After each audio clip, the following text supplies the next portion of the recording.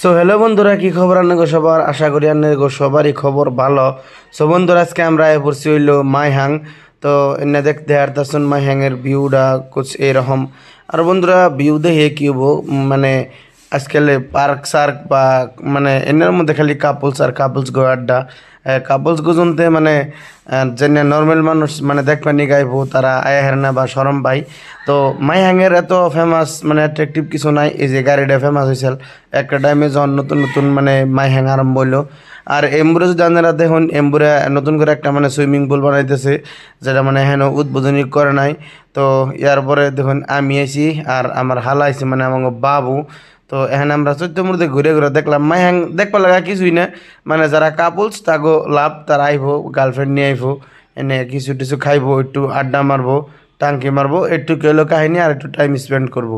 তো এই যে এনারা দেখতেছেন, এনে হলো প্রাইভেট রুম, মানে প্রাইভেট কেবিন আর কি, মানে খাওয়া দাওয়া করে। তো এটাও একটা প্রাইভেট কেবিন, মানে মানে ডক করে বানাইছে, যার জন্য ভালো লাগলো। তো এই যে আমরা দেখতেছেন মানে ভিউটা ভালো আর কি, মাইন্ড ফ্রেশ করবার নিকে এখন যাই।